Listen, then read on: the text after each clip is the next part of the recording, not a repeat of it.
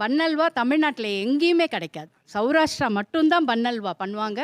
மதுரையில மட்டும் தான் கிடைக்குது. பன் அல்வா பண்றதுக்கு 2 பன் எடுத்துருக்கிறேன். மிக்ஸி ஜார்ல போட்டு நல்லா பொடி பண்ணி எடுத்துக்கோங்க. என்னோட இண்டஸ் வேலி பாத்திர கலெக்ஷன்ஸ்லாம் பார்க்கலாம். இதுல பார்த்தீங்கன்னா, எந்த ஒரு கெமிக்கல் கோட்டும் கிடையாது. யூஸ் பண்றதுக்கு சூப்பர் ஸ்மூத்தா இருக்கும். மாயா 12ங்க கூப்பன் கோட யூஸ் பண்ணீங்கன்னா, உங்களுக்கு 12% டிஸ்கவுண்ட் கிடைக்கும். அல்வா பண்றதுக்கு அடிகனமான பாத்திரம் வேணும். இண்டஸ் வேலியோட ட்ரைப்ளைட் ஸ்டெயின்லெஸ் ஸ்டீல் கடாய் எடுத்துருக்கிறேன். 2 டீஸ்பூன் நெய்ல ஃபர்ஸ்ட் முந்திரியை நல்லா செவக்க வறுத்து எடுத்து வச்சுக்கோங்க. இதே நெய்ல பார்த்தீங்கன்னா, பொடிச்சு வச்சிருக்க பன்னையும் சேர்த்து லோ ஃப்ளேம்ல வச்சு நல்லா பொன்னிறமா வர்ற அளவுக்கு இந்த அளவுக்கு வறுத்து எடுத்துக்கோங்க. இதை கையில எடுத்து பார்க்கும்போது பார்த்தீங்கன்னா ரஸ்க் மாதிரி நல்லா மொறுமொறுன்னு இருக்கும். இப்போ இதில் நல்லா சூடாக இருக்கிற 1 கப் தண்ணி சேர்த்து நல்லா கலந்து எடுத்துக்கோங்க. இந்த அளவு திக்கானதுக்கு அப்புறமா 1/2 கப் பால் சேர்த்து திரும்ப நல்லா கலந்து எடுத்தீங்கன்னா இந்த அளவு கெட்டியாயிரும். 1/2 கப் கருப்பட்டே கொஞ்சமா தண்ணி ஊற்றி கரைய வச்சு வடிகட்டி வச்சிருக்கிறேன். அதை இதோட சேர்த்துட்டு கொஞ்சமா ஏலக்காய் தூள் சேர்த்து நல்லா கலந்துக்கிட்டே இருந்தீங்கன்னா நல்லா கெட்டியாக வந்ததுக்கு அப்புறமா இதில் 3 டேபிள் ஸ்பூன் நெய் சேர்க்கணும். நெய் மொத்தமாக சேர்க்க வேண்டாம், கொஞ்சம் கொஞ்சமாக பிரித்து சேர்த்துக்கோங்க. நெய்யெல்லாம் சேர்த்ததுக்கு அப்புறமா லோ ஃப்ளேமில் வச்சு கிளறிக்கிட்டே இருந்தீங்கன்னா கொஞ்ச நேரத்தில் பாத்திரத்தில் ஒட்டாமல் இந்த மாதிரி திரண்டு வர ஆரம்பிக்கும்.